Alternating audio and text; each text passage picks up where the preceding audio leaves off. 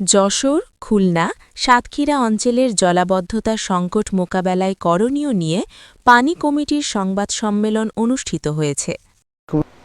প্রিয় সাংবাদিকবৃন্দ, উত্তরণ ও পানি কমিটির পক্ষ থেকে আন্তরিক শুভেচ্ছা গ্রহণ করুন। আমরা সবাই অবগত আছি যে বাংলাদেশের দক্ষিণ পশ্চিম উপকূলীয় যশোর, খুলনা, সাতক্ষীরা জেলার প্রধান সমস্যা হল জলাবদ্ধতার সমস্যা। বিগত ৩৫-৪০ বছর যাবৎ এই সমস্যাটি অত্র অঞ্চলে অব্যাহত আছে। সমস্যাটি ক্রমশ তীব্র হচ্ছে এবং এর পরিধি ব্যাপক এলাকায় বিস্তৃত হচ্ছে। এই সমস্যাটি এখন সুন্দরবন পর্যন্ত বিস্তৃত হয়ে পড়েছে। দক্ষিণ পশ্চিম অঞ্চলের প্রায় ৬০ লক্ষ অধিবাসী এই সমস্যা দ্বারা প্রত্যক্ষ পরোক্ষভাবে ক্ষতিগ্রস্ত। সমস্যার সমাধানে সরকারের পক্ষ থেকে যেসব কার্যক্রম বাস্তবায়ন করা হচ্ছে তাতে সমস্যার কার্যকরী কোনো সমাধান পাওয়া যাচ্ছে না। বলা বাহুল্য, এই সমস্যার কার্যকরী সমাধান হল জনগণ উদ্ভাবিত ও পরীক্ষিত টিআরএম বা জোয়ারাধার পদ্ধতি বাস্তবায়ন করা। কিন্তু দুঃখজনক বিষয় হল সরকার কর্তৃক টিআরএম পদ্ধতি এখন বন্ধ রাখা হয়েছে, যা পুনরায় চালু করা ছাড়া অন্য কোনোভাবে জলাবদ্ধতা মোকাবেলা করা সম্ভব হবে না। মূল সমস্যা পলি দ্বারা নদী ভরাট হওয়া। জলাবদ্ধতার মূল কারণ পলি দ্বারা নদী ভরাট হওয়া। 1960-এর দশকে দক্ষিণ পশ্চিম উপকূলীয় অঞ্চলে লবণাক্ততার অনুপ্রবেশ, জলোচ্ছ্বাস ও প্লাবন প্রতিরোধ, অধিক ফসল উৎপাদনের লক্ষ্যে পোল্ডার ব্যবস্থার পরিবর্তন করা হয়। এই ব্যবস্থার আওতায় প্লাবনভূমি তথা বিল, খাল থেকে এলাকার জোয়ার ভাটার নদীগুলোকে বিচ্ছিন্ন করা হয়। ফলে জোয়ারের আগত পলি প্লাবন বা বিলে ফলে বর্ষা মৌসুমে পানি পোল্ডারের মধ্যে অবরুদ্ধ হয়ে যায়, সৃষ্টি হয় জলাবদ্ধতা। বছরে ৬ থেকে ৯ মাস বা কোনো কোনো বিল সারা বছরে জলমগ্ন থাকে। এর ফলে দেখা দেয় নিচু বসতি এলাকায় বসবাস সংকট, ধান ও মাছ চাষে ব্যাপক বিপর্যয় এবং কর্মসংস্থানের সংকট। পলি সমস্যার কারণে উপকূলীয় নদীগুলো ক্রমশ মৃত্যুমুখে পতিত হচ্ছে।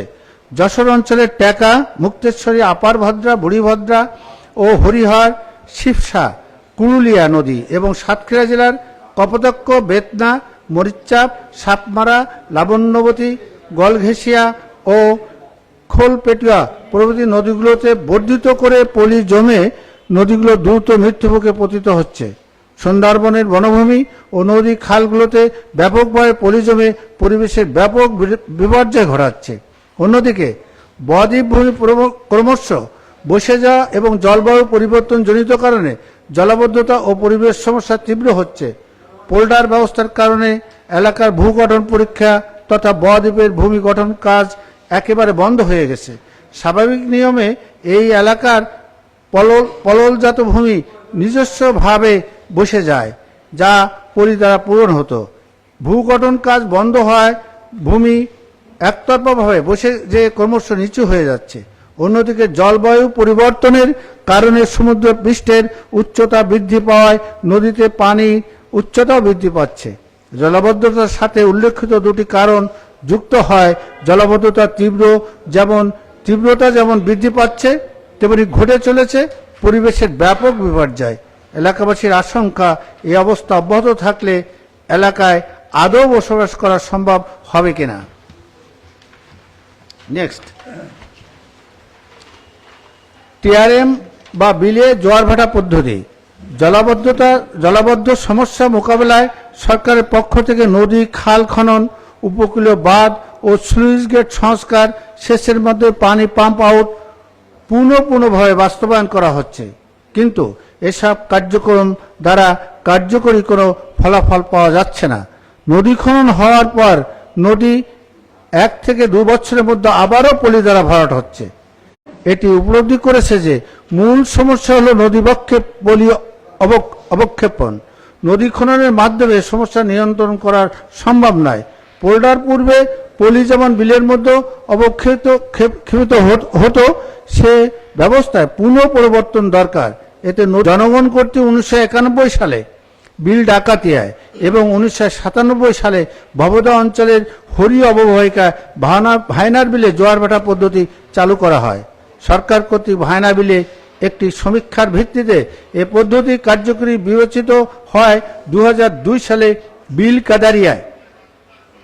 2006 সালে 2002 সালে বিল কাদারিয়ায় 2006 সালে বিল কাদারিয়ায় 2002 সালে বিল কাদারিয়ায় 2006 সালে খুকশিয়ার বিলে এবং 2015 সালে কপোতাক্ষ অববাহিকা তালা উপজেলার পাখিমারা বিলে জোয়ারভাটা পদ্ধতি বাস্তবায়ন করা হয়, যার ফলে সংশ্লিষ্ট ওইসব এলাকার জলাবদ্ধতা দূর করা সম্ভব হয়। কিন্তু ক্ষতিপূরণ সংক্রান্ত জটিলতার কারণে এখন সব অববাহিকায় টিআরএম কার্যক্রম বন্ধ আছে। টিআরএম কার্যক্রমে বিলের ক্ষতিগ্রস্ত জমির মালিকদের জন্য ক্ষতিপূরণের বরাদ্দ দেওয়া হয়, কিন্তু ক্ষতিপূরণ উত্তোলন সংক্রান্ত বিভিন্ন জটিলতার কারণে অধিকাংশ জমির মালিক ক্ষতিপূরণ উত্তোলন করতে পারেনি। ফলে ক্ষতিগ্রস্ত জমির মালিকরা টিআরএম বাস্তবায়নে আগ্রহ হারিয়ে ফেলে, যার জন্য টিআরএম কার্যক্রম বন্ধ হয়ে যায়।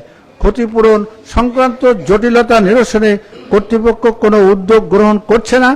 বাস্তবতা হচ্ছে টিআরএম ছাড়া অন্য কোনোভাবে সমস্যার নিরসন করা সম্ভব নয়। বাংলাদেশ বদ্বীপ পরিকল্পনা 2100 সালে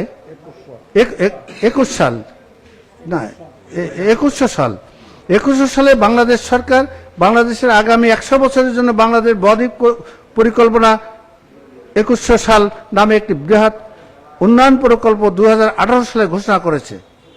যশোর, খুলনা, সাতক্ষীরা অঞ্চলের 7টি নদী অববাহিকায় 38টে বিলে টিআরএম বাস্তবায়নের নির্দেশনা রয়েছে। নদী অববাহিকাগুলো হলো সাতক্ষীরা জেলার বেতনা মরিচ্চাপ অববাহিকায় 11টি বিল, কপোতাক্ষ অববাহিকার 7টি বিল, যশোর, খুলনা, ভবদহ অঞ্চলের হরিমুক্তেশ্বরী অববাহিকায় 6টি বিল, আপার ভদ্রা হরিহর অববাহিকায় 4টি বিল, খুলনা জেলার ঘ্যাংরাইল অববাহিকায় 5টি এবং হামক্রা অববাহিকা 5টি বিল। কিন্তু দুঃখজনক বিষয় হলো কর্তৃপক্ষ বাংলাদেশ বদ্বীপ পরিকল্পনা 2100 সালের নির্দেশনা অনুযায়ী টিআরএম ভিত্তিক কোনো প্রকল্প গ্রহণ করছে না।